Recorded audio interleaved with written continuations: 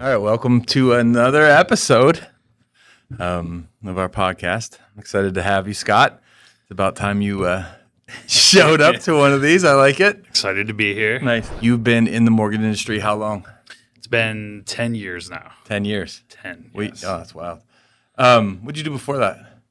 So I actually went to school to work in a lab, do lab testing. Worked in hematology and blood bank for 3 years before moving down here to Cleveland to start in the mortgage industry. You were up from Michigan, right? Yeah. Yeah. Just north of Grand Rapids. Grand Rapids. Yeah. Did you grow up there the whole time, huh? Yeah.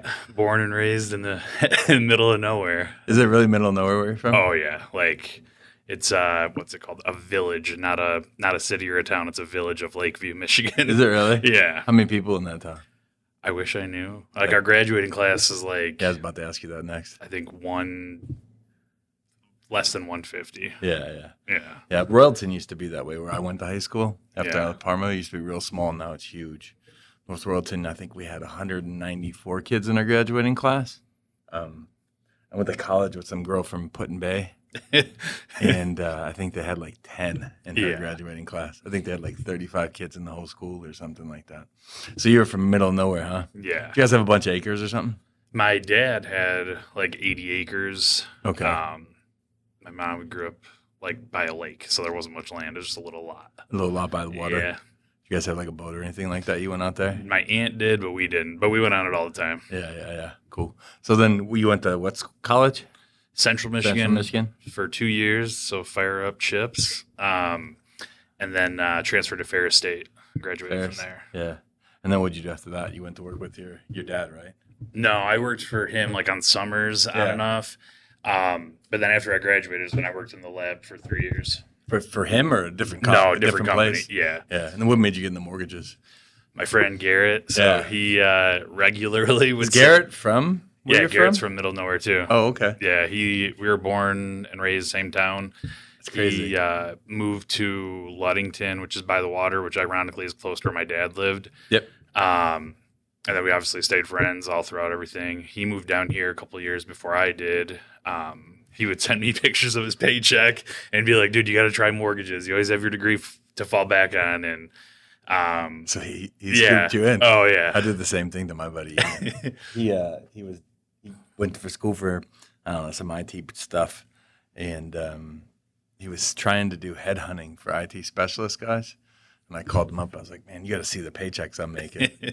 Next thing you know, he jumped in. It was pretty funny. The story, he starts working with us. He starts making a little bit of money, but he also starts winning all the prizes. So, like, we worked at, like, a call center. Of course, I told you that story at Mortgage Zone. And they would have, like, raffle-offs. I'm sure you've had those before. Like, Oh, yeah. Sales contests where you win stuff. Well, he would come home with, like, a VCR. Or at the time, it was, like, a DVD player. Then a big screen. That's how old I am. A big screen TV. A big screen TV. Then he'd come home with like a radio. And he just kept coming home with, like, goods. And she's like, what are you and Matt doing? She thought maybe we were doing some stuff with pulling stuff off trucks or something. He's making all types of money. At the same time, he's coming home with TVs and stuff. It was pretty funny. It's a good story, but I did the same thing to him. I got him in the mortgages the same way. So he's from up there. How did he come down here? I don't remember exactly what brought him Okay. down here originally, because he had a girlfriend and they had a baby, whatever. Yeah, broke yeah. up, and I don't remember how he ended up down here. He didn't And have just- family or anything down here either. And then he just scooped you and brought you Yeah. to this terrible town? Yeah. No, I'm just kidding. It's a great city. Better than probably. I mean, I like Grand Rapids. Grand Rapids is really cool. Yeah. We used to have a branch up there that we used to manage. It was a really nice area. So there's like those streets right there. There's like a couple breweries on that street. Has that always been there like that or no? Yeah, They was built it up on recently. Ionia. You had it right. Yeah. Irish on Ionia is where I've been for a couple times for not 4th of July, St. Patrick's. St. Patrick's Day? Yeah. Has it always been like that? Or As far as I remember, it's always been I guess since I've been like 21 and over, as far as I remember going down there, it's always been like bars. is that like their little flats area? Like Yeah. restaurants, bars, hotels? That stuff would like be a good comparison. Yeah. It was pretty cool. There was like a really good brewery down there that we went to. But after it was like right below, right underneath the office. So they had like an office space, like kind of like this, where it's above stores and restaurants. Yeah. It was really cool. So then you got in the mortgage industry. You went right to Nations. Yep. You were Nations with him, right? That's what he was, yeah. Yep. Yeah. He at that point was, I think, had a team underneath him, and I came on, started as an LO. Was there for like 3 years before I ended up coming over to you guys. Yeah, that was right. You and Garrett, right? Yeah. Not Garrett, you and Ryan. Ryan. Yep. Yeah, Ryan came over, right? Yeah. Yeah. That was at a different place, I think. I forget the name of the place, CBC. Right? CBC, Yep. Yep.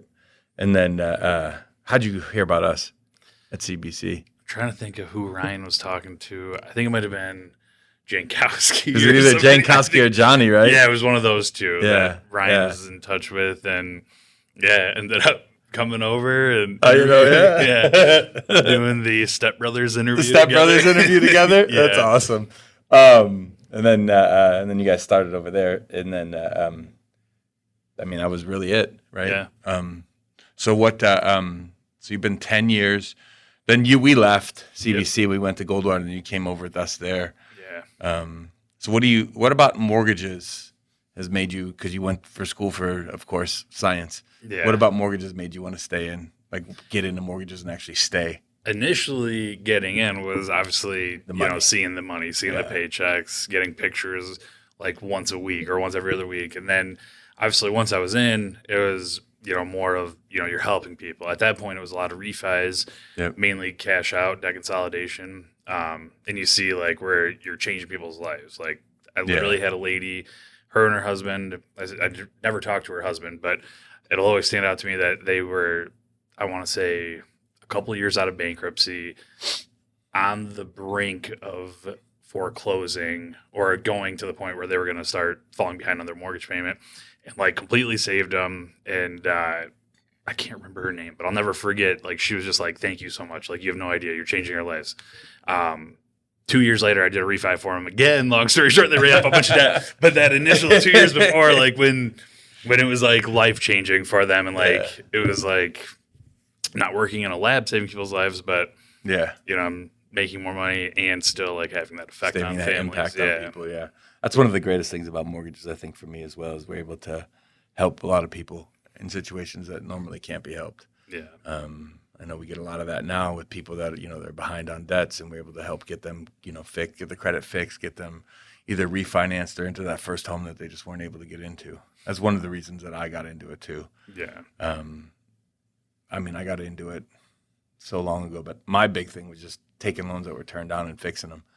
And then that became my little avenue in, and then saving people that, calling people back that didn't think they had a loan and saying, "Hey, you got a loan."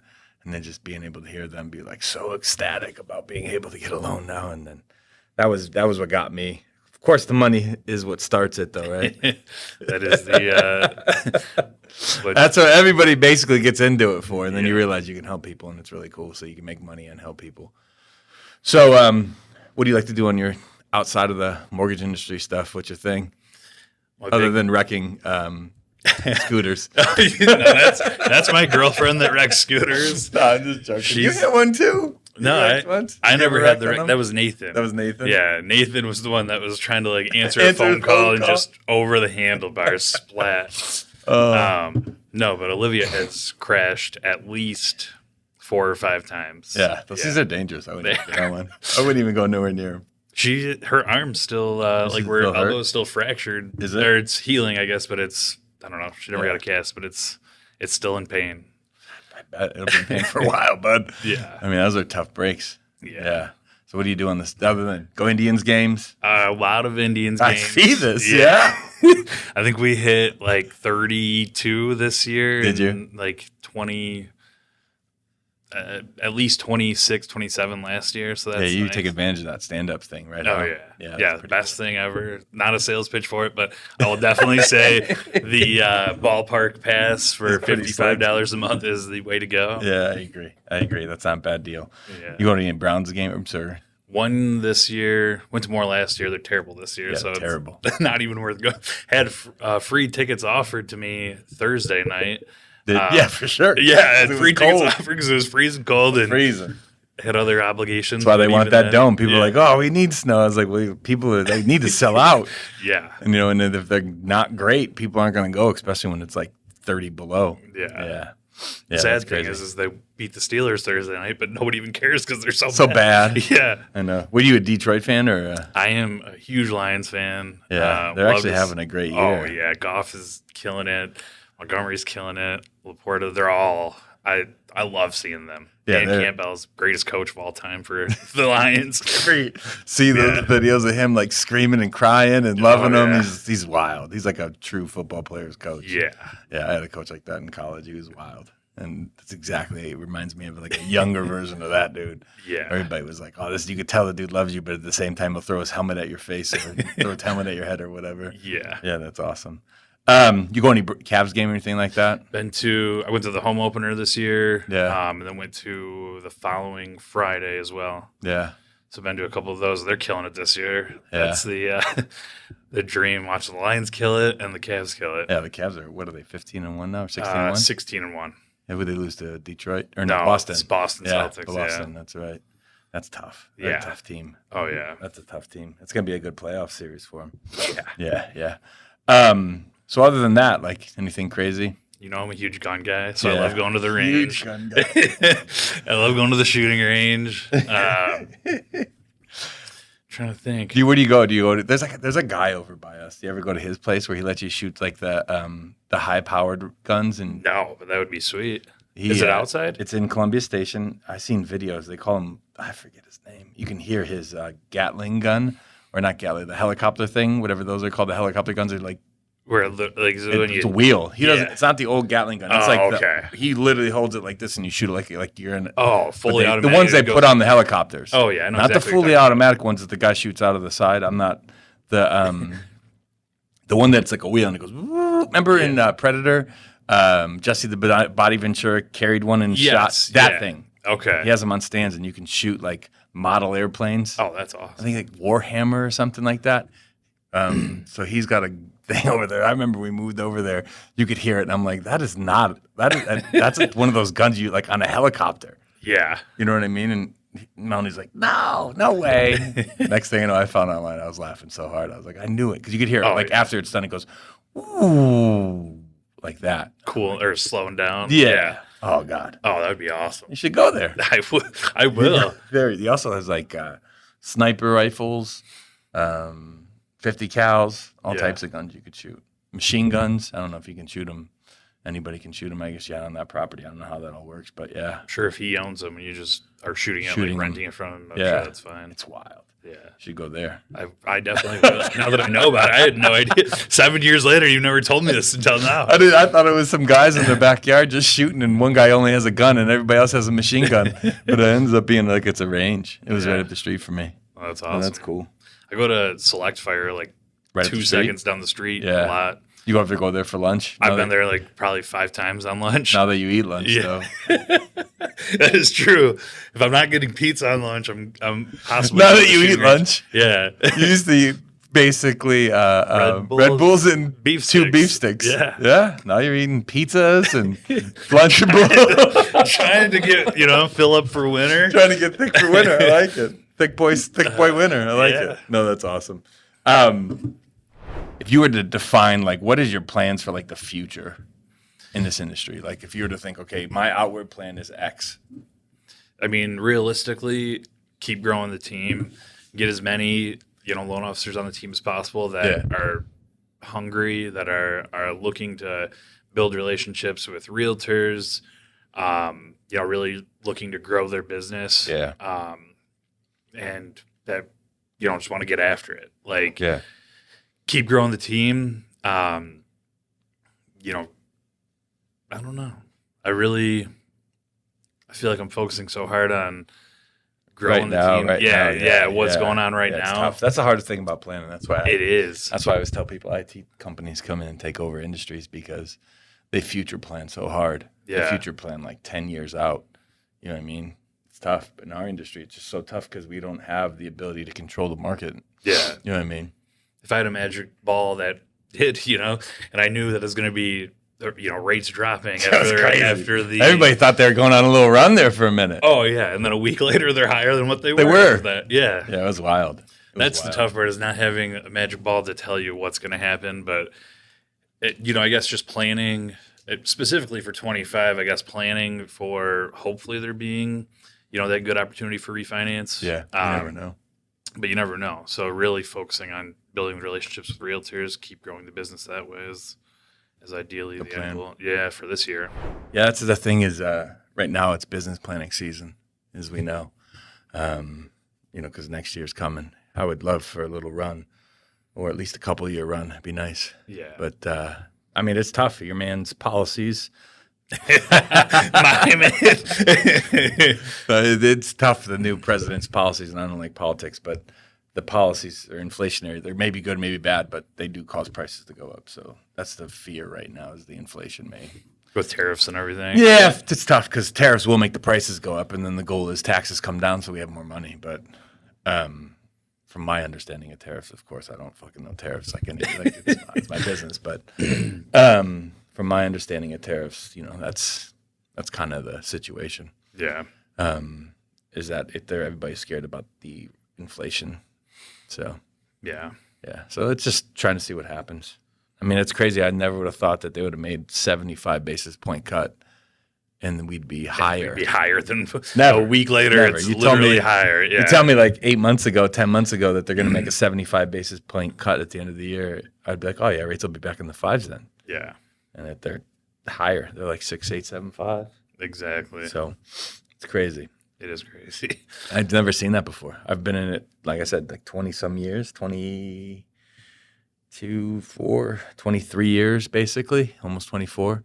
I've never seen that before where they cut like that. Maybe I just don't remember it, because I didn't pay attention as much when I was younger.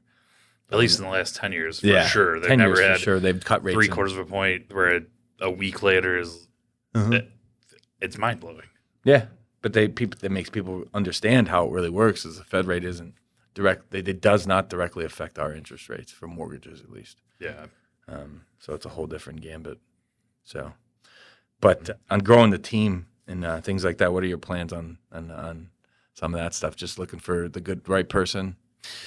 Not just looking for the good right person. Obviously, we've been very successful having people on the team that have friends or previous coworkers that we brought on and had good success with. And it's a combination of finding the people that were high producers that aren't happy where they're at right now, which is quite a few people. I know. Yeah. I noticed a lot of the people we talk to that their support level is low, especially not just the producers, the realtors. You could tell through the realtors that the loan officers don't have the operational support they need. And that's one thing I'd say we're huge on is having that support. Yep. If you don't know the answer, if I don't know the answer, we know where to find the answer. But between you and I and Frank, realistically, we're going to have every answer or we're going to find it. Yep. And that's one thing that I know people we brought on. Tom, for example, he uses all three of us like crazy and has all that support. And that's why he has a lot of really strong, heavy hitting realtors that are using them now. Keep throwing businesses away. Yeah. It's good stuff. So what did you in the science side of things? Let's take a step back. What were you studying? Like, what was your job? What did you do? So hematology and blood bank were the two I specialized in. Okay. Hematology was literally in front of a microscope looking at blood slides all day. Or part of hematology was urinalysis. There was also spinal fluid. So there was like a lot of different tests. What were you looking for? So with blood slides, it's looking for abnormal cells or making sure the count matches the count on the automated, whatever you want to call it. I can't even think of the hematology machine anymore. Yeah. That's how it usually is for me too. I've been doing it so long. Like I said, exactly. I only know mortgage now. It's everything else I learned in college is worthless. Oh yeah, no, I agree. But we did every body fluid basically in hematology, including semen, everything. It was everything, literally everything. So you worked at a lab where they would send stuff to you to review? No, it wasn't a reference lab. It was an actual. It was Covenant Healthcare in Saginaw. Okay. So Saginaw, for those that don't know, Michigan is a pretty rough area. Yeah. So we had gunshot wound people, stabbing, stuff like that, going to the ER. So that's where blood bank was cross-matching units, getting those down to the ER, doing blood typing, testing, all that kind of stuff. So it was also stressful because mortgages can be stressful. So that helped build that for me, I guess. Yeah. But stressful in a different way where, you're, somebody's life's on the line. So they would just you worked at the hospital. Yep. At the hospital. Okay, I gotcha. And so what was the big things that was your like responsibility there? The cross-matching blood and or Is cross-matching. that for like trying to get them blood? Like Yes. if they needed blood Yeah, transfusions so if they or need whatever? units, Yep. doing the typing and cross-matching, Yep. obviously making sure they don't die from the blood we're Yeah, sending. what them. happens when you give them the wrong blood? You tell You everybody. don't give them the wrong blood. Otherwise, it's bad. It's bad, Yeah. right? Oh, People yeah. don't realize that, like how important their blood type is, especially in emergency situations. Oh, yeah. Well, people don't realize that, like, A, B, O, whatever, negative, positive, that's like a small part of, like, the blood typing because there's so many different, like, antibodies and antigens that Yeah. can be part of your, like, blood type that aren't as common but still have to be tested for. And that's what you're basically doing the cross-match for to make sure that it is compatible. Is it because they don't have records or anything when they come in, or they The don't know? majority. Yeah. Yeah. Is that You'll- really what it is? Yeah. You'll have the people that were, like, the weekly or monthly that needed certain, like, blood components that were, like, regulars that their file and, like, they obviously have a lot of the antibodies because they've had so many cross matches that they've built up. Yeah. So you'd have the people like that, but then the majority were like, car accident or stabbing or shooting. So you're really cross matching with somebody that's never been typed at the hospital before. Yeah. So then that's it. So those records aren't stored where like another hospital would have them No. database wise. So if No. they went to like ABC hospital and they knew their blood type, your hospital won't know their blood type. No. Yeah. Like if it was Cleveland Clinic versus Yep. UH, Yep. yeah, they'd have no record that. So then you have to blood type them real quick, right? So you can figure out Exactly. what blood they need. Yep. That's crazy. And then no one, I mean, you can line up 10 people. I guarantee you 9 of them don't know their blood type. Oh yeah. Yeah, I don't no even one. remember mine. I'm honestly I'm A positive, but I don't remember. Yeah. Yeah. Weren't they saying there's a specific blood type that's better with COVID, right? I don't remember, but I know Like there was. O or something, O positive, maybe the one that Yeah. carries the most antibodies. It might be. Yeah. I don't remember. Yeah, I remember There was that. so much misinformation. I with know, COVID but there was that- like one that who knows. Yeah. I thought I was good, and then at the very end, I got smacked with it. Yeah. Melanie brought over her sister who had COVID, I think, and that's how I got it, and I got crushed. Yeah. I thought I was good. I was like, oh, I made it through the whole hard part. Next thing I know, I got smoked with it. I was Yeah. pretty sick. Todd was really sick. Do you remember Oh that? yeah, he was in the hospital. He was in the hospital. Yeah, Him and my stepdad both. that's right. Yeah. Yeah, didn't your stepdad have to go too? Yeah, he was in the Yeah. hospital for at least 3 or 4 weeks, and then he was on oxygen for.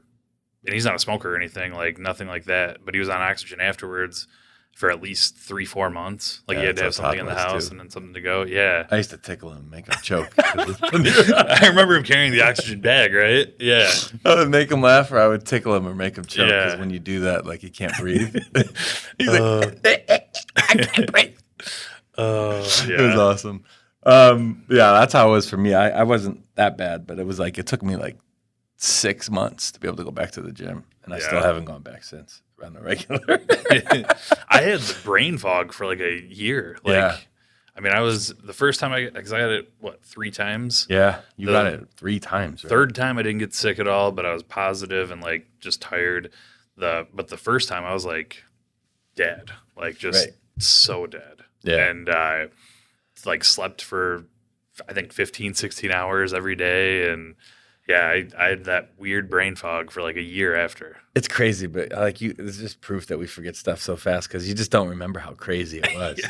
Like whole world You was think crazy. back and it's like there was no one on the roads because I still snuck into the office because I can't work from home. So like even though for that like rough 2 week, remember the very first like Oh, 2 yeah. weeks, I would still go to the office and work. Yeah. Luckily, and it was like no one. It was like ghost town. Remember Well, our even- office? I was gonna say even 2 weeks later when it was just you and I sneaking Yeah. at that point, it was still like a ghost town. Ghost town. Yeah. Remember, like when we first got into the office building, it was like booming. Yeah. I mean, booming. Oh yeah. It was packed. You couldn't find a parking spot. We basically had mall walkers. Mall walkers inside our office Yeah. building. Oh yeah. And then it was like they had like a cafeteria and a bustling like lunchroom. And then next thing you know, boom, nobody. Yeah. And no one ever came back. No. Never. That was the craziest. And then it was Cafeteria like, never came back either. That yeah, cafeteria was remember that great. cafeteria was Oh, great. yeah. You get breakfast. That was the lunch, only time I dinner. ate breakfast my whole life, I feel like. Dude, it was like out of Oh, nowhere yeah. too. Nowhere. I remember like, you know, we had just started that mortgage company, and it wasn't much longer after that, right? It was No. like maybe 3 months later is when Yeah. it like hit. Yep. Because it was like out there like during the beginning, and then boom, it just is like now it's here. Yeah. I remember we were talking to somebody from out of state, and they were like, "I think I have it. Can I come?" And I'm like, "Yeah, sure." And then it just ended up being one of the biggest things out there. It was Oh wild. yeah. Ian, I feel like was Yeah. came back from He did. Colorado or Texas. I don't remember where. And he it was had like it? one of the first. Yeah, like one of the like where That's they're what I'm talking about. When he was coming out of town, Yeah, he was that's coming what in it from was. out of town, Yeah. and he's like, "I'm coming in to interview from out of town," because he didn't even start with us yet. Yeah. And he's like, "And I have COVID. Do you mind if I come in?" I'm like, "Yeah, sure." And then you just, dude, it was Biggie. like nothing. And then boom, it was like the biggest thing. Nothing can open up. It was Yeah. crazy. It was a nightmare. Yeah, that was wild. That was Great some wild. toilet paper shortage of 2020. What else were people? Remember we had all panicking those about? white masks? Oh yeah. We had the N24s. Yeah, And then the I would duck ones. get the duck ones. Yeah. And then I would get texts randomly from like people you just wouldn't think would think that. Like, Oh yeah. they're bringing the tanks in. They're coming in with the tanks, and the U.S. Coast Guard or whatever, the National Guard's National coming Guard, in, and yeah. they're gonna be putting you all away. I'm Yeah. like, no, this is all crap, and it was. But dude, it was wild. People were going wild. Oh I yeah. remember you'd walk around the neighborhood. There'd be like everybody be walking around the neighborhood. It was super weird. Like it was like May when it started to get warm. Yeah. Everybody was walking. I'm like, it was Just to weird. get out of the house? Yeah, it was Yeah. super creepy. It was super, but everybody forgets about it now. Oh, now yeah. it's like it didn't even happen. Exactly. It's so What's crazy is it'll be in history books at some point. it has Like, to be. Oh I mean, yeah. that was huge Yeah. for us at least. I mean, the world in Yeah. general it was huge, but for like us, it was. I think in other countries it'll be bigger because there's more people that died from it. But Yeah. for us, I mean, it was more of an inconvenience for Americans. You know how we are, was. though. Inconveniences of everything. I mean, Oh, there's yeah. still a lot of Americans that died, so I don't want to downplay it. But in some countries, you know, it was pretty wild too. Yeah. Yeah, yeah, that was a wild time. Oh God, Just a couple of years ago. And it It's was only- crazy to think it like. was only What are we in 24? Yeah. 4 years ago. Yeah. Yeah, and it was like it didn't even happen. Now everybody's like, "Oh yeah, no big deal." It makes me think. It's Yeah. wild. So, you know, what are your thoughts about some of the stuff happening externally, war-wise, and stuff like that? Off topic of mortgages, Yeah. I'm. because that does affect our business big Oh time, yeah. drastically. Yeah. Wars obviously bring down rates. So like, it's one of those crazy things. It'll be interesting once Trump is in office. Like it'll be interesting. Mhm. I feel like already like the world outside the U.S. is like kind of getting back to normal, like where they're afraid of us again, or Yeah. at least I don't think anything crazy is going to happen. Like Yeah. people talk about World War III, or people talk about Russia, this, that, whatever. But in all reality, with Trump getting back in office, I don't think anything crazy is going to happen. I mean, we had 4 years of no war with him. I don't see why it would be any different this time. Yeah, He doesn't want anything. He doesn't want any wars, and no one does. nobody does. Like, It's not good. I mean, I can't say that. There's a lot of companies that really. do. yes, yeah, Yeah, for sure. There are a lot of companies. It's crazy. yeah. I don't know. I feel like he'll cut funding to Ukraine, which obviously Yeah, I well, think is a good end thing. that war. That'll end that. I don't want to get into the Israel Palestine stuff because Crazy. That's I don't have enough information to even know, but talk about that. One. yeah, Yeah, that's crazy stuff, though. The world's crazy right now, though. it is. It's scary. It is. It's Yeah. a scary world. Yeah, but I mean, it does happen every so often. Yeah. They say a lot of things. People forget, like we just talked about, like, you know, they talk about, oh, this election was the craziest, you know, president. I'm like, what about, I think it was like 74 when, like, the president gets killed Oh yeah. and then the next president, his vice president steps up, doesn't even run for office, but his brother does, the old president's brother does, and then he gets killed Yeah. running for office. Like, that was, I mean, think That's about that more one. crazy That's than this one. crazy. Yeah. That's insane. That one one- to me, this one's just, This one was crazy, but yeah, it doesn't not top on that level. Yeah. Yeah. And I'm sure there's been other ones that have been wild if you go back in the years. Yeah. Yeah. Politics are just insane to me. Politics I don't are understand them. I don't understand. I mean, I could never be a politician.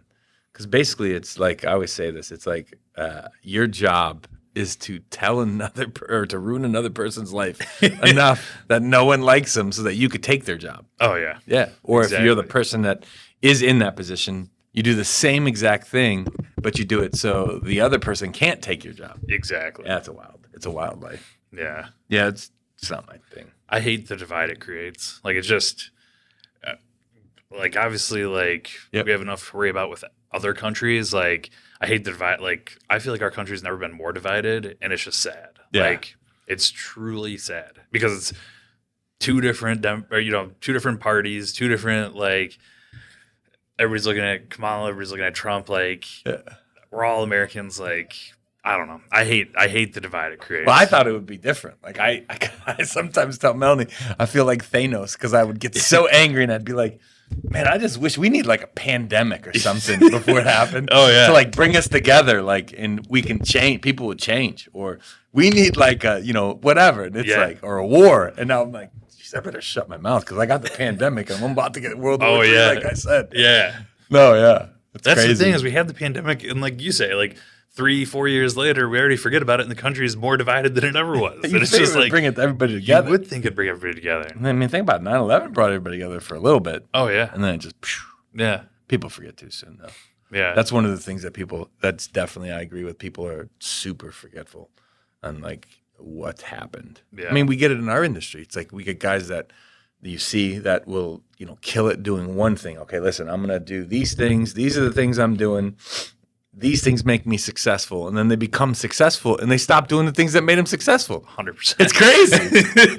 They like to get busy on the busy work and stop focusing on what actually made them the money to begin with. Yeah. Before they started doing X, Yes. you'll take a guy and you'll be like, all right, here's what we're going to do. You're going to do this systems. You're going to be calling these realtors. You're going to be making coffee appointments.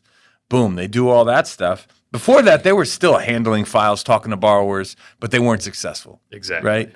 The thing that made them successful is now they changed it and they started calling realtors, meeting with realtors, and explaining to them the benefits they have with working with us. They get all this success because they start meeting those, what they've said to these realtors, like we do this and we do it.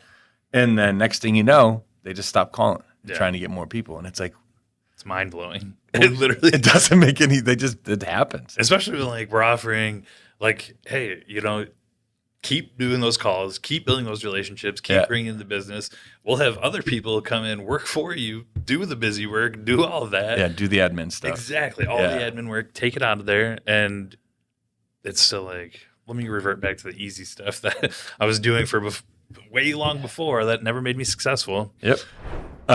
Yeah, I mean, it's true. So like I was watching a really good video and it's like it's outbound calls, meetings, and follow-up. Literally, that's all salesmen should be working on. And everything else is an admin task. And as long as you can take that away from them and they can do those things, they should be very successful. The hard part is sometimes they want to get back to doing the admin tasks, which is because they're easier. Exactly. Way easier.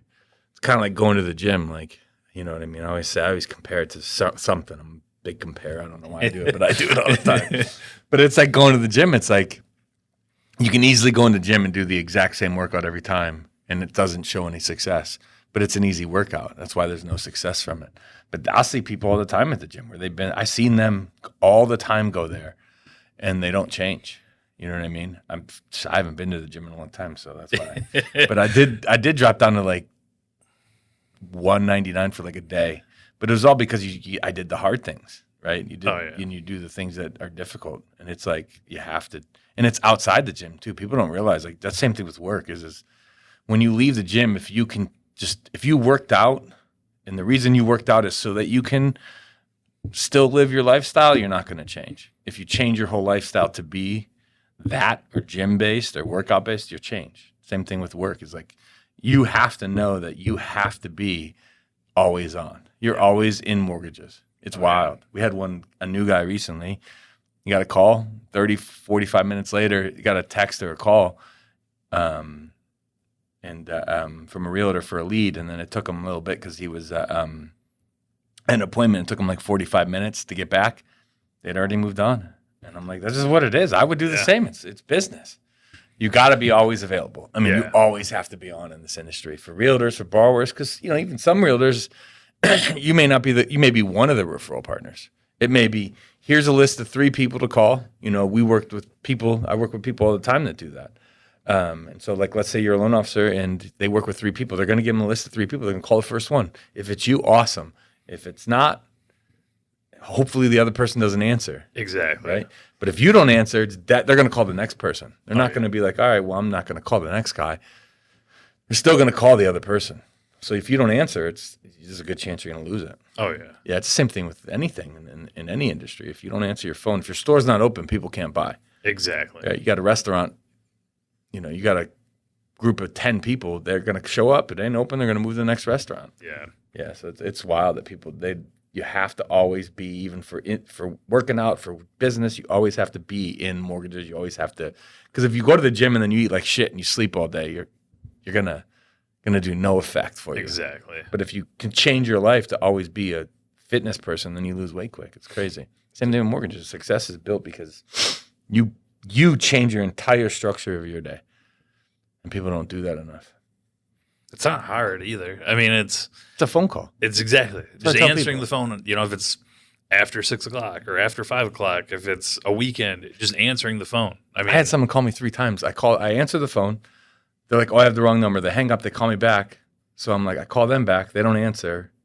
Then I call them back again, and I'm like, "Here's who I am, I'm Matt, blah blah blah." And they're like, "Oh yeah, sorry, hold on." Hung up. Then I text them. Then they call me back again, but I'm still going to answer that phone call. exactly. Right? No matter what, if they call me, I'm going to answer it. Even though I know they're probably still continuing to call the wrong number, and it's just some random person, not a person looking to get a loan. I'm still going to answer it because they may actually be, but they just may have been screwing up the whole time. Who knows? But it's just a habit now. I always tell people if I don't answer the phone, it's because I'm sleeping. Yeah. That's really it. You know what I mean? Or it's because I'm doing something different. Like I'll get to you though instantly. Like I always usually text back. I mean, you get the things from Todd all the time. Oh, yeah. Todd's aggressive. Sorry, I'm on the phone. Like Yeah. immediately hit the message back while it's ringing still. That's the other thing Send people it. don't do. You can create a custom one and save it. Oh, yeah. So I know people need to. That's something that really people need to understand when they come in this industry is like you're going to get good income, but you also have to be ready to be ready all the time. Exactly. You're on all the time. Oh, yeah. But That and just remember to call back. If you do the text, make sure you actually, Make sure you actually do call back. Yes, because I feel like that's the problem with a lot of them is they will text, I'll call you right back, and then never get the call back. yeah, for sure. Organization's key too. Exactly. Yeah, Being being organized organized. and just being available. Yep. There's some real good organizational skill sets and trainings you could do. Like I've done a bunch of them that really can help you structure your day. So off mortgages more because everybody's probably bored of hearing about. Oh, mortgages. yeah. So what are your feelings about the changes that they're looking to make with privatizing some of the GSEs, Fannie and Freddie being specific? That's still on mortgages.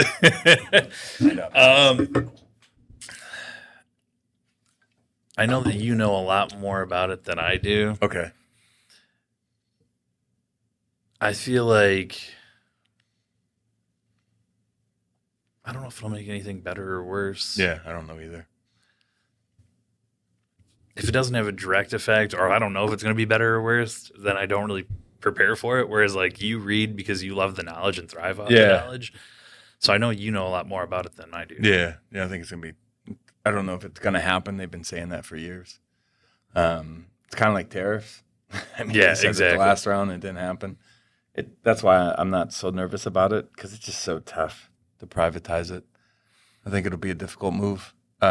With Trump being in office, it's more likely that it'll get Oh, privatized. likely, yeah. Yeah. It's just tough. I mean, I know that it's really tough right now because all I know is it's really affecting the securitization of the investment properties. They're really That is pushing very that. true. Okay. Yeah, I'll backtrack there. That's 100% spot on. That Mhm. if it does, it is worse because we're seeing it already on the investment properties. Investment property cash outs are tough to get approved. Oh, yeah. And then the rates on those things are just ridiculous. They almost price it, even if you're approvable, it's so priced out. Exactly. It That's makes the either tough people part. not want the loan or you can get a better loan if you go with a non-conventional product. Exactly. I was going to Right. say we're already seeing it with going with more DSCR because pricing is better.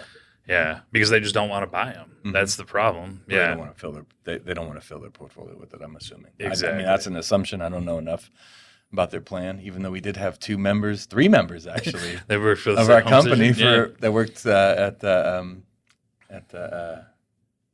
from Freddie, right? That's Yeah. where they were from. Yeah. Yeah, from Freddie. Yep. So it's tough. It's tough. So what do you think about the economy in general? I'm thinking positively with Trump being in office, it can only get better. But it's been a rough 4 years. I mean, it's been a rough last year, the year before. I mean, thankfully, I personally haven't been, affected as much as a lot of people that we talk to. Yep. But it is mind blowing. I mean, we talk to people about groceries, about just providing for their families. About Groceries is ridiculous. Oh, groceries are ridiculous. Why Gas are is TVs ridiculous so too. cheap? Why are TVs so cheap? Why are they still so cheap? It is mind blowing how a huge TV, $200, but feeding a family of 4 or even a family of 2 $600. is $600. That's Like insane. it's absolutely crazy. I told the story to you, but I was, it just was insane. We went to Costco and that plastic tree that was 12 feet tall was $1,500, and the 100-inch TV was less than that. I'm like, It's insane. A 100-inch TV is less than a pre-lit 15-inch 12-foot or pre-lit 12-foot whatever plastic tree. Yeah, a fake Christmas tree, basically. Yeah. Yeah. That's insane. Whoever buys that Christmas tree is an idiot. Like, Crazy. Like they're crazy. They're not an idiot. They're crazy. And then the Like fish diet I was on that was like the most.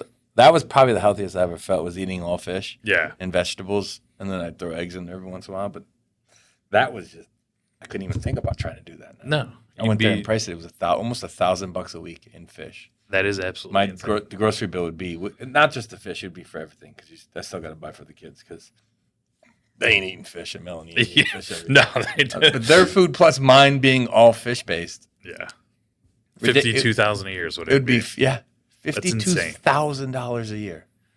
It's insane. There's no way fish Yeah. should ever cost that You can't eat much. the cheaper fish, and you can't eat the salmon every time because of the mercury, I guess. But Yeah, I mean, so the white fish is just ridiculous. But food in general is ridiculous. it is. Yeah, so that's tough. That's tough. And then everything in general is tough. Oh yeah. Like housing prices are ridiculous right now. It's funny to look at, like, 5 years ago, whatever, when we'd look at houses in California and be like, wow, starting houses, 3 times as much as it is here, 4 times as much as it is here for, Yeah. just a starting couple on their first house. And now you look at houses even here in Cleveland. Like, it's crazy. Everything is sky high now. We're probably better than everybody else, but Oh, still, it's still 100%. ridiculous here. Yes. Like you think about it, like a starter home in Parma is $250. Oh yeah. You know what I mean? Like the houses that were like 95, 100 are now $250. I mean, if Exactly. you wanted just a starter home, you're $2,000 a month in payment Exactly. with your taxes and insurance, or more, Yeah. depending on what your taxes and insurance come in. That's a starter home. Yeah. So people got to make a lot more money nowadays than they used to. Cars are ridiculous. I seen a car for like $225,000, and it was like a truck. I'm like, Was what? it a G-Wagon? Or No, it was like a souped up truck. Okay. I was watching that Ben Mallis. He's on YouTube, Yeah. and he was in like the middle of nowhere camping, but they had these like souped up like trucks. I'm sure they had probably V10s, and they're probably all beasted out. But Yeah. $225,000. I'm insane. like, for a truck? Like, to me, I mean, think about it. I was looking at a car the other day, $125,000 for an SUV. Oh yeah. I'm like, that's a house. It's crazy. It's crazy. Like, I can't imagine. Like, there's a couple ones you can get for under 100. Yeah. Like trucks in general you're 90,000. Oh, yeah. If you want a brand new truck, you're $80,000-$90,000. Yeah. And then if you want anything crazy on it, you're breaking the hundreds. That's insane. It is. 6 figures for a truck or Oh, an yeah. SUV. It's crazy. It's crazy because, like, even like leases, I when mine expired last year, and obviously got my car now, pretty much the exact same car, exact same make, model, just 3 years newer. The payment went up over $300. Yeah. The price was not substantially more. Yeah. Like, it was maybe a couple thousand more just because it's a newer, but yeah, it was insane. Like, Yeah. you can't Credit even get a card lease debts. for the same as Oh. what it was. Yeah. And credit card debt is through the roof. Oh yeah, Through the roof. yeah. I was watching, there was a congressional hearing, and they were talking to one of the guys, I think from MasterCard or Visa. I don't know for sure. I forget. But they were talking about their markup for just their fee is 50%. Oh yeah. It's a 50% profit they make off the fees they charge. So if they charge you, what is it, like 3% or whatever to Yeah. use the credit card, they're only really, they're making 50% of that as income. It's crazy. so crazy. Yeah. But there's price gouging too. There's got to be price gouging in there too. Yeah. There's no way things have gone up that much for that long. It's mind blowing. I don't mind blowing. Yeah. Yeah, that's going to be tough. That's going to be a tough thing. And I don't see it's going to pop. I don't think of it as a bubble. It's tough. The only way I would see housing prices come down, or that at least a change, would be is if there was a large production and new construction, and then at the same time a large die off of the baby boomer generation, because then you'd have a huge amount of houses available. Sold. Yeah, it's tough. I don't see the construction keeping up with the need even at this point. Mm-hmm. I mean, so I don't really see there being a bubble, or at least it popping. Yeah, I mean, it'd be tough because the needs and ridiculous. Exactly. Yeah. And you didn't think about that. That was like, I don't know if I even thought about that. And usually I can like think better, but like about things in advance. I didn't think when rates came down, the last thing I thought was no one's going to sell their house. Yeah. I know there's people out there that did, so God bless you, you're a genius. But I didn't think that. That never like crossed my mind as like, we're going to refinance all these people and no one's going to sell their home. I thought it was like, all right, once they refi, they're going to be in that loan for a long time. It's going to be hard when rates go back up to get them to do another refinance. Yeah. But I didn't think it would be like, nope, I'm not selling my home. Exactly. That's the issue right now. Yeah. No one is selling their home. No one. But it was because at the same time of interest rates being low and them having low interest rates, housing prices drastically went up. Oh, yeah. Yeah. In some places it was like 18%. Yeah. I mean, think about it. What's the normal average? Like 6% a year? Yeah. Yeah. Yeah. And then pretty close. There are multiple places that, we're almost 20%. Just there's places over that, but it's oh, crazy. Yeah. Yeah, Cleveland was even that's what I'm saying, around us even. But yeah, nationwide there's places that were obviously way more than that. But yeah. It's gonna be tough. To get people to sell those homes is gonna be tough. Yeah, I don't know how they're gonna do it if rates don't come down. I think there's like a breaking point where people are more interested in selling their home if it gets to X. Because I mean, why would you? Like, that's where I'm at. Like, why would I sell my home for what I can get out of it? Great, but then I got to buy the same house but less. Oh yeah, like it's insane. I would never pay what my house is worth to me. Yeah, yeah. And if I needed a mortgage, like at those rates, it's wild. It's tough. I don't want to talk. I mean, that's we're hurting ourselves by talking like this, but it's true. Yeah. It's oh yeah. It's crazy. It's crazy for those people. So it's like, I don't know what they do. It's gonna be a tough. It's gonna be a tough thing to fix. Yeah. So, bring it back to your gambling, huh? So the couple things I wanted to ask you about. So I'm not a big gambler at all. Like, I literally suck at gambling. I don't think I stink at gambling because I'm a pretty lucky person for some reason. I don't know why. You're the only person I know that's won 4 TVs. It was 3. 3 TVs. It was 3 TVs. It was 3 TVs. I'll tell you a funny story. So, this is awesome. So me and Nathan, who's starting with us, we were at a golf outing, and he's like, "You're the luckiest person out here. You're gonna win something." I was like, "I got the Harley ticket." He's like, "You're probably gonna win the TV." And I was like, "Well, I didn't put any tickets in the TV because I don't need a TV." Yeah. I was like, "I'll put one in there." So I put one in there. But the biggest prize at this golf outing was that, other than the Harley, but I can't ride a motorcycle, and I never would ride a motorcycle. So God was like, "Don't give him the motorcycle. He ain't gonna use it. Right? He ain't gonna ride it." I would have gladly taken it. I know. That's just not my thing. I think it's cool to ride a motorcycle and all that good stuff, but it's not my thing. But that being said, I won this $2,500, the biggest one other than the motorcycle. Oh yeah, it was like a $2,500 like gift certificate to the Avalon in Warren to golf there and stay and hang out and party. And do the spa and all that stuff. But he just looks at me and he's just shaking his head like, I knew it. Yeah, I seem to win a lot of TVs. It was 3. I had 2 TVs in a box for like 2 years. Oh yeah, because I had too many TVs. Because look, it was the best. I had bought one on Amazon on Prime Day. Yeah, because I needed one, and then I proceeded to win 2 more. I was like, how do you get that lucky? Like, it's just mind blowing. The one there was a 65-inch curve, and curve was the thing, and I put it in there as a joke. They're like, "You got to put one in the TV." I'm like, "I don't need a TV. I've got the one sitting in a box at home," and so I put it in there, and I won the TV. And then I won another one at a golf outing doing the exact same thing as a joke. Like I was like, oh, this is just stupid. I don't need any more TVs. But yeah, so like gambling wise, I literally never gamble. But I know that you're a big gambler. I like poker the best. Poker's I your don't best? consider that as much of a gamble as like It's still gambling. It's a game of skill, though. a I game agree. of skill. Yeah. Yeah, for sure. Huge poker fan. Obviously, a huge Baccarat fan too. Yeah. How do you even play that game? The best part about Baccarat All I is know like, is you were screaming, "Panda, panda, panda." I don't know. I've never played it. There was a kid I worked with. He's a really good guy. I worked with him at CBC. It was that Hauser kid. Yeah. A really great guy. But he would play that all the time too. But I guess it's your best odds or something. it is your best odds. It's like 50-50 basically. Mm-hmm. Like, and people don't understand that there's really no skill. It's Okay. literally like if the closest thing to a coin flip, and you're just betting banker or player.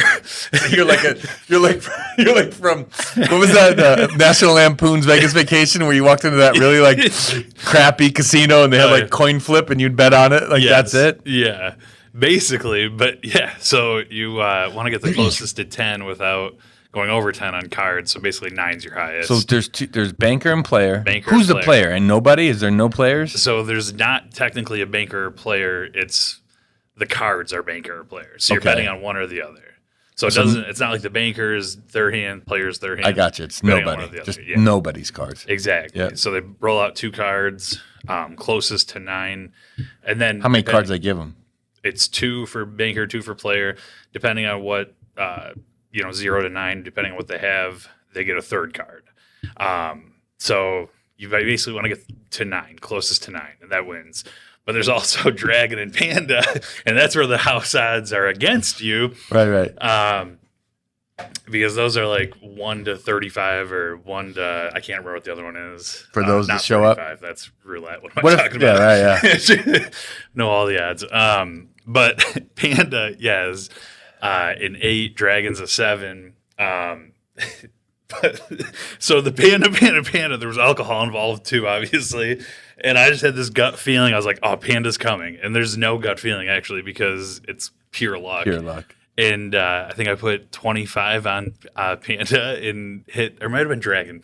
Either way, I was drunk yelling for 1, and was whichever one awesome. I hit was 25. It was 25, yeah. Yeah, and won 1,000. So That's awesome. I think that was there. I remember you I doing think it. so, yeah. yeah. That was So I went to literally- the casino. Yep. yeah, the Yeah. jacket. I literally stood up and I'm like, Panda. I'm I just remember yelling you it. doing it. Yeah. But yeah, I'm just again. I don't know how you don't like gambling because you are the luckiest person I know. I know, but it's just terrible. It's terrible. I just don't like it.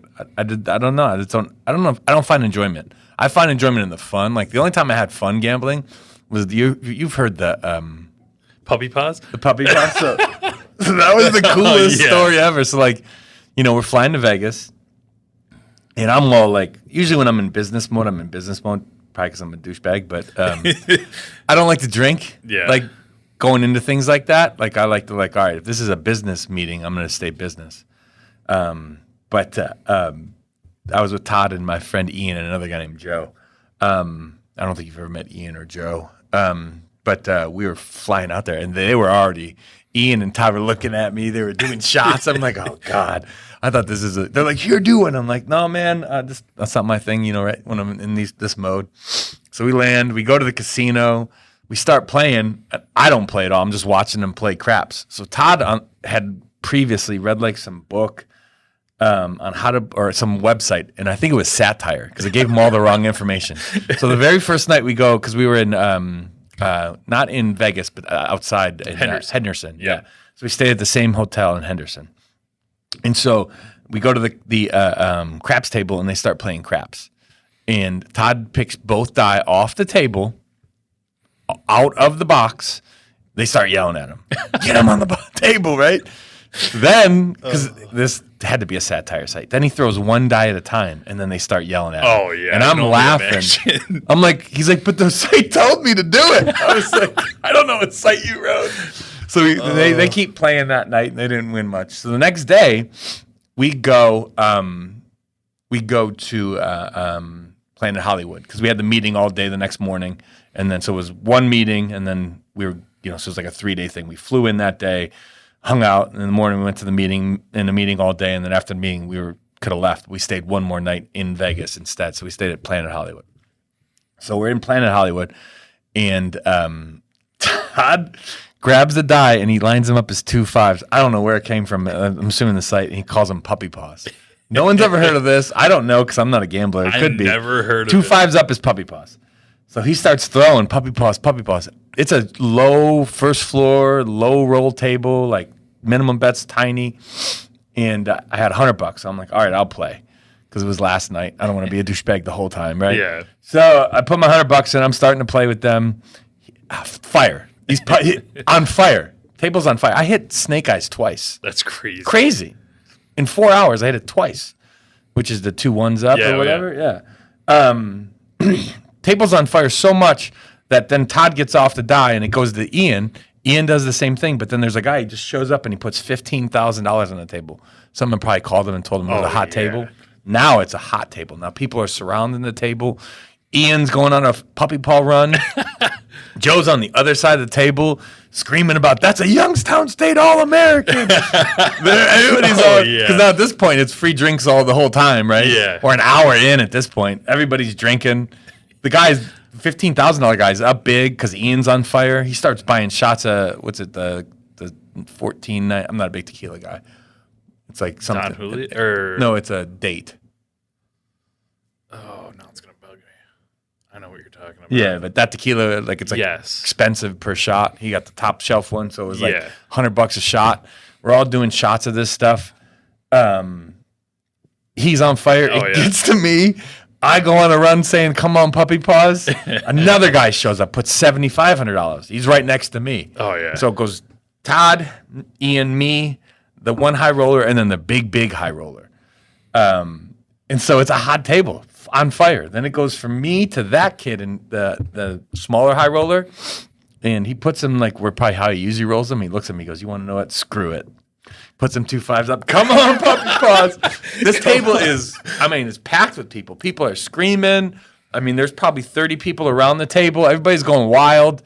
It's like something you'd see out of a movie. Out of a movie. Yeah. And we're on fire. On fire. Then it gets to the other high roller. He does it. He goes on a hot streak. So we end up 4 hours in. Just, all right, let's go cash out our money. 4 hours of playing. I think I left with like almost $3,000 from $100. From $100. $100. Craps is actually the next best odds Is in it? the house. Oh yeah. Yeah, I don't know anything Yeah. other than. So then we go. The next night we're like, because the next day we're like, all right, we're just going to go to the casino and play a little bit of craps. And so the next day we go to the casino and play a little bit of craps. It was such a cold table. I lost like $500 just like that. And people are betting the pass line, I guess. That means that you're going to hit the number. And so I was like, all right, I'm taking my money, I'm leaving. Yeah. That was it. But I was like, that was literally that experience is the most I've ever gambled, other than pulling I think one time my brother's, my older brother's bachelor party, real long time ago. I think I was like 20 something. And I had $1,500 or $1,000. It was $1,000. I took it down there. We went down there, stayed, drank, went to the bars for his bachelor party. And then it was up in, I'm sorry, I don't know if I said down there. I meant up in Canada. Oh, Windsor? Windsor? Yeah. And so I don't gamble. So I'm like, at the end of the night, I'm walking around the casino trying to find something to eat. And my sister had said, you should play Wheel of Fortune. The Wheel of Fortune one's a winner. It always wins. So I walked up to it. I put my money in Wheel of Fortune, and I won like $1,500. But this was like where they didn't have tickets because I'm old. Yeah. And it was coins. So I had to like get buckets. Geez. Yeah. And put these coins. So I'm like walking around like, all I wanted was some food. Now I got like $1,500 in like coins that I had to go and cash in. I was like, geez. And then the other one that was funny is when we were in Vegas for one of the later meetings. It was during COVID. Where Todd got yelled at for walking around the casino without his mask on. They wouldn't serve him coffee in the morning. But it was like, because I wake up, I'm an early riser. So it was like 2 a.m. and I couldn't go back to sleep. So I'm like, screw it, I'll just get energy drink and a protein bar and work. So I went down to the casino, and boy, people that late in the casino aren't the greatest people. Because it might have been like 3 a.m. Yeah. But I was like, screw it, I'll put this, $20 in this machine and pull it. And I won like $300. I'm like, geez, I should gamble more. You should. I know, it's crazy. Was it coming from not a degenerate, well, maybe a degenerate? I wouldn't say a degenerate, but close. Borderline degenerate. There's a lot of stories, but coming from that, yes, I would say you should gamble. I know, I should probably gamble. Yeah, I don't. And then you play a lot of poker. A lot of poker. Yeah. My friend Dave and I both play a lot of poker. Speaking of degenerates,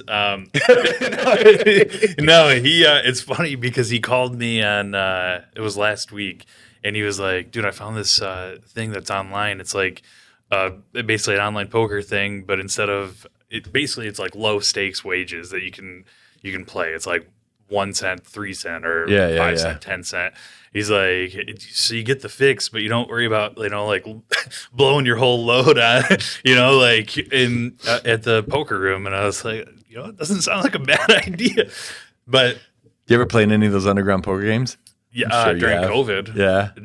No, I'm talking about like before COVID, before it was legal to gamble here in Cleveland. Yeah, I was in Michigan. So that's right. When I went to CMU when I was 18, you could play on the Indian reservation at So you had no chance. Soaring Eagle. Yeah, they used to have a ton of them out here. Oh, There's a yeah. bunch of people that worked with us that had them or were part of them or dealing at them. There's a ton of them. Yeah.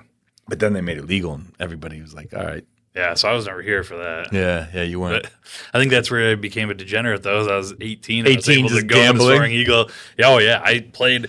It was because that was when online was huge, too. So I Yeah, played on yeah. Poker Stars Yep. online. Like, it's disgusting. Like, hours per day. And then played in person at Soaring Eagle, like, for hours per day. Like, spent more time playing poker than I probably did going to class. Still a straight A student, so that's good. That's all that matters. That's all that mattered. Yep. But had a lot of free money. Free, yeah. Not Do you think free, you're but- up over or down over? Over my lifetime? Yeah. I would say in poker alone, I'm up over my whole lifetime. What about in back rack? That one's hard because usually that's like if I get pretty drunk, I go to baccarat, or like if I leave poker up a lot or down a lot, one of the others, like middle, then You're trying to either make your money or double your money? Yeah, or just like it's one of those ones where if you're drunk, like it just sounds like a good idea. Let's play it. Yeah, so The one kid I worked with would literally played all night. Yeah. He'd go to the I don't casino know and how play else people all played night. all night. All night. yeah, All night. God Maybe- bless him. He's more of a degenerate than I am. He would gamble a lot. He won a lot, though, I guess. Yeah, I mean, a lot, according to what people told me, yeah. which is crazy. But yeah, that's that's crazy. Yeah, there was a lot of underground poker games. Then they used to have like charity games. Yeah. That was like the first thing where people were trying to have these charity poker games where if you gave X amount, you can do it because they Yeah. made that okay. And then you Didn't had they do it at churches and stuff? oh yeah, That's what's Oh, yeah. mind blowing to me. yeah. The And church then- I grew up going to, there was Yeah, no yeah, poker no. gambling.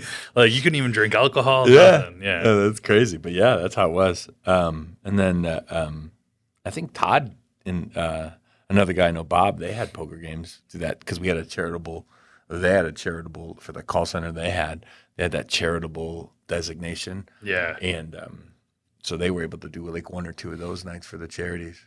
But then became that online stuff. That became super popular. Oh yeah. All those little digital casinos that were like all over the place. Yeah. I almost did that. Me and Todd were really close to doing one of those, and then it became legal. So luckily, we didn't even touch it. 'Cause Oh. we'd have been screwed. Yeah. As soon as we open up, then it becomes legal. That'd be great, right?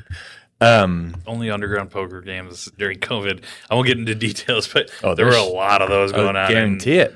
It was because the guys that are there like all the time, like regulars that I even know at the Jack, like it was crazy. Those like, things get robbed all the time. They get all robbed, the time. but All None the of the time. ones I was ever at. I just knew a kid that did one. So and then there's a lot of those things that get robbed. Yeah. A lot. Yeah. So, yeah, that's crazy though. But yeah, then it became legal. Now it's like wildfire out here. Yeah, oh yeah. Yeah. All right. So let's get off gambling and go back to, when you first started with us, roll back to that. You came at CBC. Yep. We were doing real big numbers back then. We Lot were doing a of lot of VA. VA Earls. Yeah. A ton of VA Earls and VA cash outs at the time. Yeah. Were you doing those prior or no? Yeah. Okay. Not as much like the crazy volume that you guys were doing Yeah. on them. But definitely doing a lot. Yeah. I mean, that was a wild time. A while. When I started doing those, that was crazy. I didn't know you could do them that soon. I assumed that you had to wait and most lenders required it as an overlay. I didn't know that there was the whole at first, when it first happened. But we were literally, they would refinance, we get notified, then we refi them again. Some of these people weren't even making their first payment. But again, I felt good about it because we were giving them this ridiculously low rate. Those other people, they smoked them with this high rate on the cash out loan. And we were able to at least get them into a lower interest rate before they even had to make a first payment. Yeah. So it wasn't more of a churning. It was more of a giving them. Our group gave the lower interest rate right away. Some of the groups would do more of the step downs so they can skip more payments. Yeah. Which then became a huge issue with VA, which I understand. It was wild. But it was crazy. They would literally, because some of these places out there were just whacking the veterans over the head. Yeah. It was, a lot of places were bad. I mean, like, high rate initially up front, doing the cash out. They could have given them way lower. I mean, in the part, I know that we did quite a few of those too, but like it was always the borrower chose. Like, yeah, I'll take a higher rate because on purpose. I would, I'd rather skip a couple more payments and get it lower next time. And like they were always well informed, like which a lot of them that we worked with that we ended up lowering the rate for that worked with other companies previously, they weren't. They were like, I didn't even realize I had the option. Like, I'm not worried about the missed payments. I just, wanted the lower rate up front. Yeah. And a lot of companies were just absolutely killing them. Yeah, we were doing a ton of volume. It was wild. It was a great system. But it was just strictly mostly VA Earls. Yeah. There was some guys that were doing, out of the other groups that were doing like ridiculous numbers, like 10 million a month numbers. It was crazy. It's insane. One person, right? Yeah. It's $100 million a year, one person, or 120. Yeah, some of those guys were doing really good things, but it was just insane. It would be like as soon as they refied, we'd refi them again. Yeah. Yeah, because they would get this, let's say at the time, I think it was like 5.875, then we get them down to 4.3. Yeah. Yeah. And then at the same time, rates were dropping like every month at that point. Yeah. Yeah. The people that you closed literally 2 months later, it was like, oh, we can get a point lower. Get you a point lower, actually. Yeah, that was a great thing. Yeah. You came at the end of it, though, right? It was more like towards the tail end of it. Exactly. Yeah, because we started there in 14. Yeah. Because we've wrote a lot of on the refi side of things. Just we've always seemed to stay ahead of the curve on some of the products, either be it by our information or other people's information. Because it's always best if people know that steal their information too, or not steal it, but if it's given to you to utilize it to listen. That's how I looked at it as more of a. Sometimes we figured it out, and sometimes other people did, but we were willing to listen to them. Yeah. Some people are just like, nah. Like I remember the harp run with Tommy, the place he was with, because me and him talked about the harp stuff, and we were running hard on that stuff. We just started running hard. It just started. The program was just new. He had all these leads coming in. The place he was with, and I forget the name of the company, but the place he was with told him, the guy that took the company over, told him that's a fly-by-night program. That program isn't going to be a big program. And I was an idiot.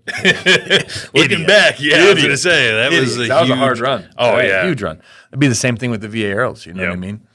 The place I was at before, there was absolutely no way I could have done a VA Earl because the people above us just took too much.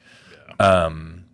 They were too much building, so it was impossible to do VA Earls. But when we went to CBC, it was great to see what they were doing. Yeah. And then to help to be part of that, because that was because we brokered a majority of that stuff, or we took it in house and just cut the margins. Who was that? SunWest, or where was? Yeah, a lot of them went to SunWest. Was that the broker? Yeah, we brokered a lot of them to SunWest. Yeah. I remember that. That always seemed like such a pain in the ass working with SunWest. But it was a little difficult. Yeah, I would agree. It's a little difficult. Yeah, I mean, worth it. Obviously. It was definitely worth it. They were really good on the Earls. They just weren't so good on the other stuff. But I've heard they've changed some of their stuff and changed some of their processes, so they're a little bit better now. Yeah. In fact, that one group we had come on board with us for a little bit from Cali, they were from SunWest. Yeah. Yeah. So, so they had some good things to say about them. Yeah. I was like, when I was there, it was drastically different. Yeah. So that was a crazy time. You came over. I think we had like 40 loan officers, right? Or 40 people total. Roughly, yeah. Yeah. I think we had like some processors, and then we had mostly that whole call center. And then we started to move to the other side. Yeah. Were we on the other side yet when you came, or no? I think it was after. Me and Todd? And we punched a hole in the wall and went to the other side. I think did that happen after I got there? It might have. That's why I was wondering. I don't know. I think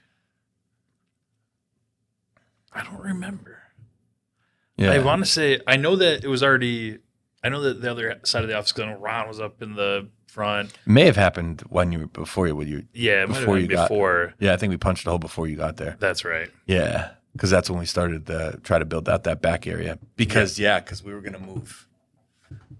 No one had moved in that back because what's her name came too. Ashley. Ashley, yeah. That's what I was Ashley going to say. before or after you?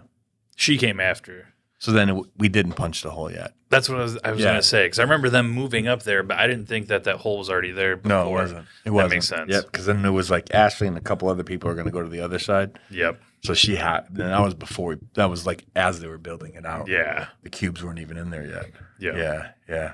So that was relatively early. The office was huge. Like it filled out. I mean, obviously both sides was. Yeah, they filled out nice. Yeah, filled out real nice. People didn't like those cubicles though. They were too loud. I mean, open floor pit sometimes is tough, but I was sat on the floor. No, gives I think the about energy. it. Like sitting on the floor is where I didn't like ever being in an office. And I'm trying to think, like, I had an office. I didn't have an office at first. None of us did from the very beginning when I started. And then when we got downstairs at First Ohio / Proficio, whatever you want to call that one, I did have an office.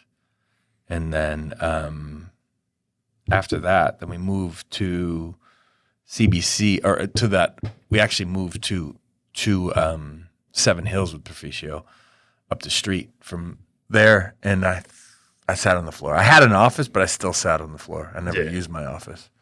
I'd rather sit on the floor. I'm not a big office guy. And then at CBC, I definitely sat on the floor until they made me move in the back with Todd. Yeah. But I'm not a huge office guy. I'd rather sit on the floor. Yeah. But that was a good office space. That was a real nice office space. I like that office space a lot.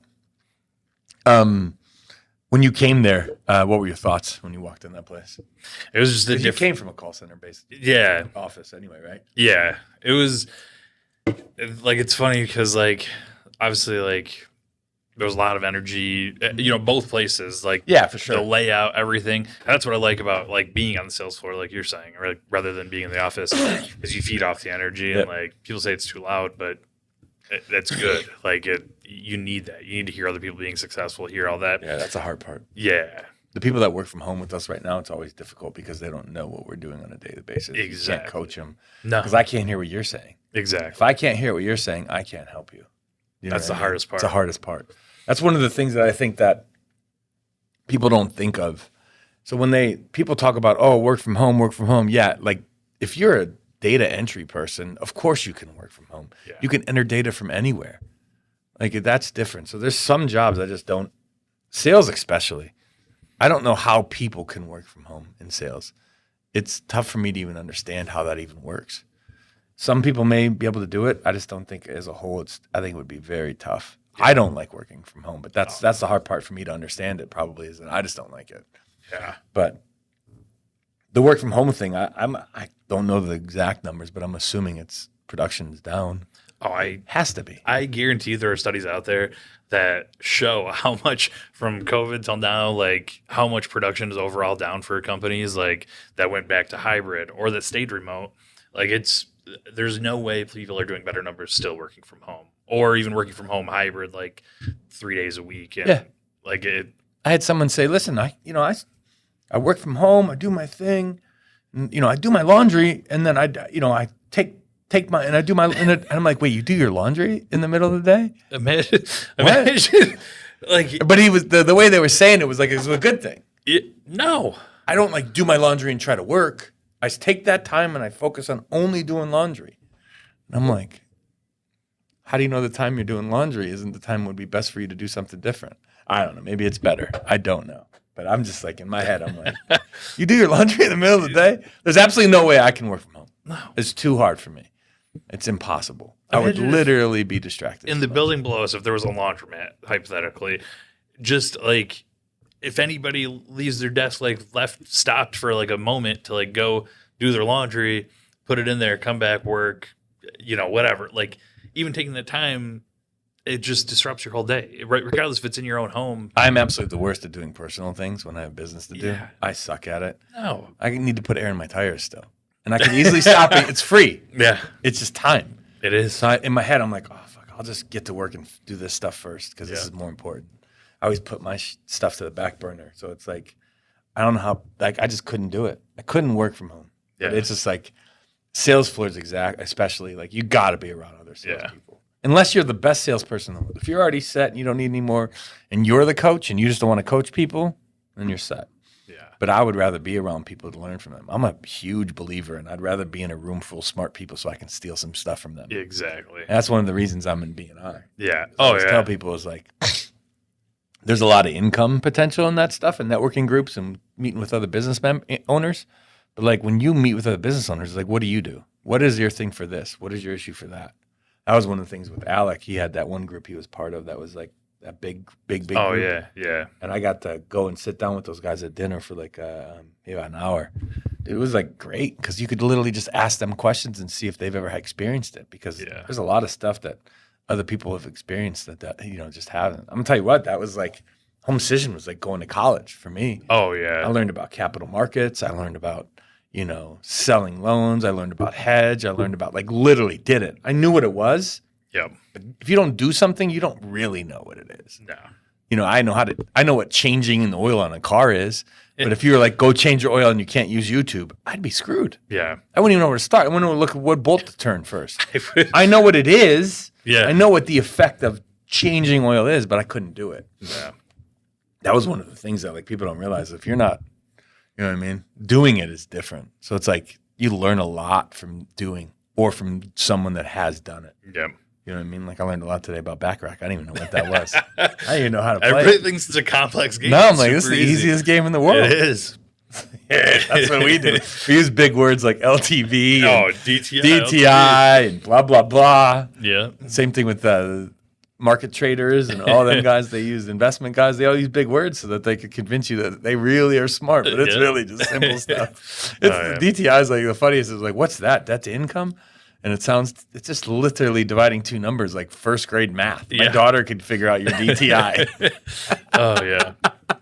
It's wild. Yeah. Yeah. But yeah, that's basically the gist of it. That's why I like to be around people. Just you learn more, especially if you're new.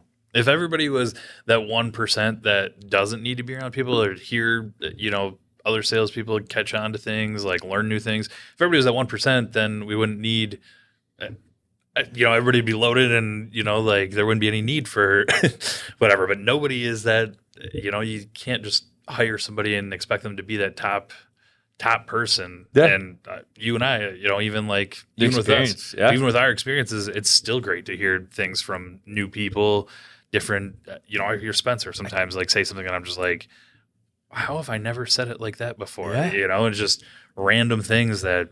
And then if you want managed, I don't know how you can manage. Oh, externally, I couldn't even think about it. I can't.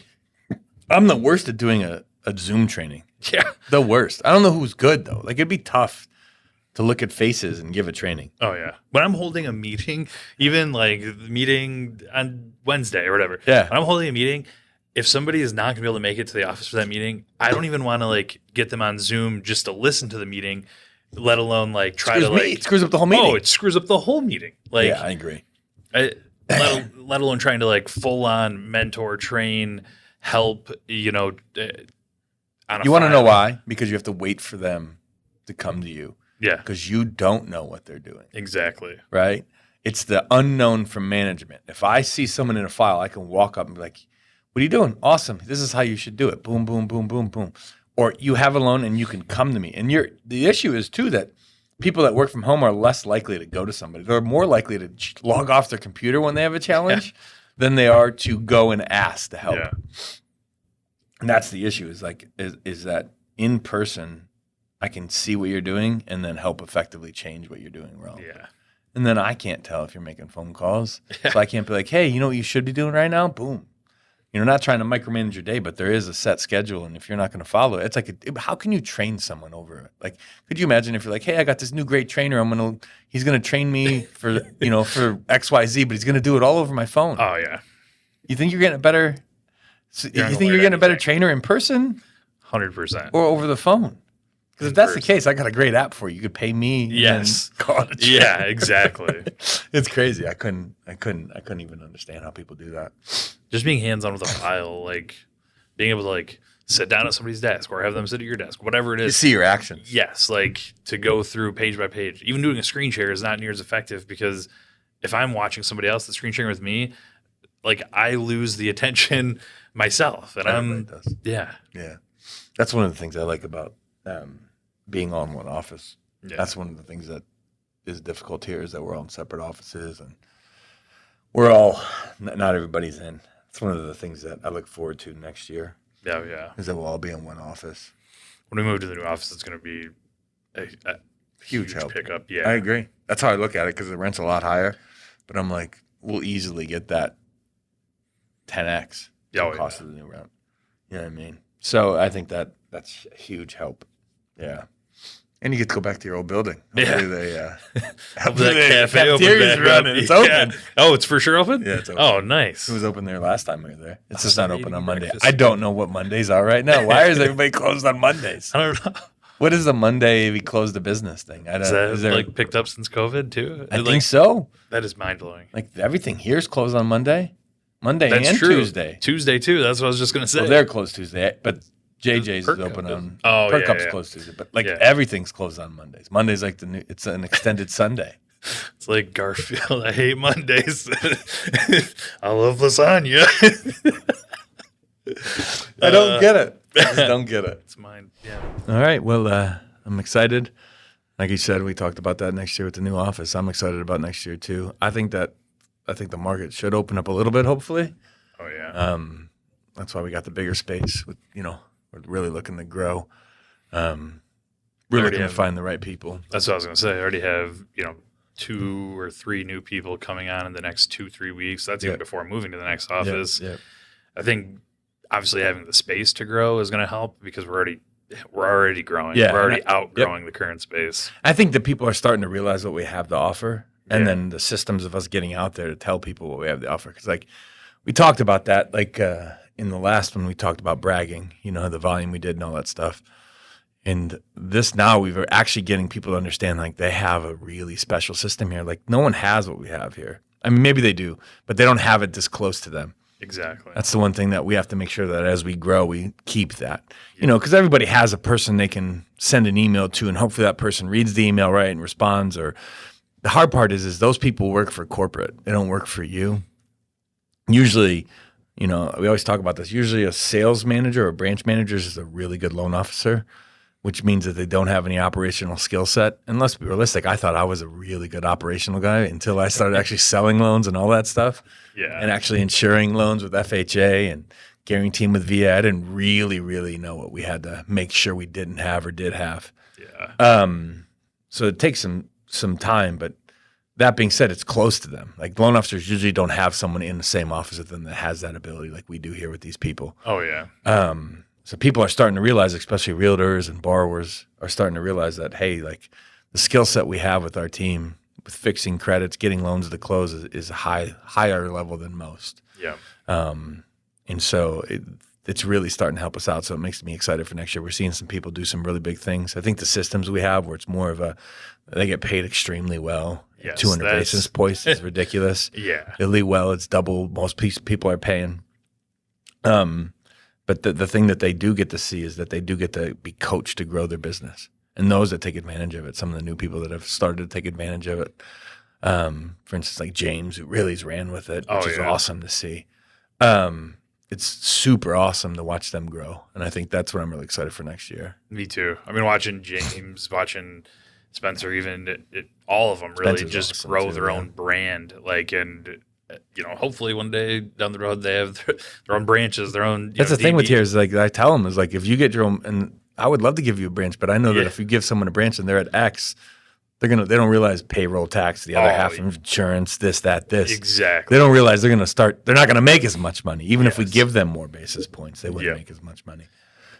But you know, they allow us to rebrand. Like, you're allowed to have your own DBA. DBA, that's what I was just So I about to tell these say. guys, like, come up with your own DBA if you want. You don't have to be American Pacific. You change your name, you know, you can be part of American Pacific, but have your own name. Yeah. If that's what gets you going and that's what gets your mindset. But I'm really excited for that. Like, especially next year, I think the market should open up, so some of these guys should even see more success. Yeah. And it's wild. Our December's still pretty good. Like, it's really good I was gonna say, comparatively. huge, especially Huge with- November, huge December, and that makes me think that and everybody else is kind of slowing down. I think. Yeah. I'm not really in touch with the market as much as I probably should be with Yeah. other groups in the area, because it's all area based. There's Yep. some people that just ain't got nothing going on Yeah. in other areas, but I mean, our business is up. So I would assume that when it starts to free up more, our business will be even more up. Yeah. I mean, it's crazy. November and December, obviously, historically, are terrible months for, across Purchase. the board. And it could just be that's the market right now. Exactly. It could I be don't part know. of the I'd market. probably have to do more research. I'm having one of these with a realtor next week. Yeah. So I'll try to see what her insight is on it. Yeah. But it just seems like historically it shouldn't be this good. That's what I was just going to say is even all the other years with refis slow down even this time of year, but purchase specifically, and it is crazy. Yeah, it's crazy. Like, one of the realtors Tommy's working with was like, usually this is my slow time of the year, and these are my best months right now. Yeah. Just because you're creating borrowers for people. That's the one thing realtors don't. Oh, will you do a lead share? Yeah, I'll do lead share, and I'll create borrowers for you. Yep. You know what I mean? And we'll call these borrowers as you or as an ISA team. work part of Yeah. your team. Yeah. So it's like some of these things that people don't realize that we have the offers way more than other places do. Yeah. On top of the borrower creation. Yep. Like, people don't realize that, like, hey, you've been giving it to this loan officer, and all this loan officer's been doing is just pulling their credit and saying yes, no. Yeah. And if it's difficult, it's a no. Well, that's one thing that I think borrowers are blown away by, but also the realtors have been blown away by is because they don't even know half the story when somebody does have terrible credit. They've either heard, nope, doesn't qualify, or yep. Like, whereas obviously Tom's done a great job with credit repair, but ridiculous. across the board, our whole team has learned a bunch. I mean, the number of borrowers that are literally just like, have came to us and said, yes, I've wanted to buy a house for years. My credit's just destroyed. When they don't realize they're simple little things, or some of them are huge things. It's in tens of millions of dollars this last in 24 that we've saved in loans. Oh, yes. Tens of millions. Yep. In loan volume Yeah. of people that were dead somewhere else Yep. because of their credit, or because of the way they calculate their income, or because their bankruptcy was too soon, or something Yep. that they were dead with someone else. Or their condo, that's another one, was not approvable. Or Yeah. just all that stuff. Not Home, approvable is one that's a headache for everyone, but it gets done. Yeah, Yes. yeah. So it's cool that's what I'm really excited for, is people are starting to hear that we're really good at what we do. Yeah. It's starting to get us a lot of business, which Yeah. is good. But it's just growing from here. Yeah. Yeah. So I'm excited about the move. I'm excited about our team Yes. next year. But I'm most excited to see what people turn into as they get bigger. Like to watch these guys that we bring on and these team members just become just self-sufficient, like, business owners, and watch them like change, like see them dress nicer. Yeah. I was saying the stuff we've seen happen. Oh yeah, people would come in like they're like, next thing you know, they start getting these big ticket paychecks. And they're nicer shoes, Whole nicer wardrobe clothes. changes. Yeah. It's like, man, you got your hair done now, your wardrobe's changed. I like this. Yeah. The hard part is you got to keep them from buying expensive cars, and Yes. you need them to invest, put it into real estate, put it into market, not to spend it, not to bottle party like they did in the past for us. You know what I mean? I think Keep the 'em- good thing is majority are beyond the bottle. That is the good bottle thing. service thing. So Yeah. That's the good thing about when there's tough times, is people learn to slow down a little bit. yeah, you go through that like huge, then level off or dump, and all it takes. I can is tell you that the one good cycle. 2021 guys, Oh, man, they would throw all that money at bottles and way too much. yeah, No, I'm excited. And I appreciate too. you coming on the pod. absolutely. I appreciate you being here today. It's about time we Absolutely. get you on Yeah. camera. I think it's about time to get a couple videos. Mortgage Barista coming your way soon. All right. Thanks, brother. I appreciate Absolutely. it. Awesome.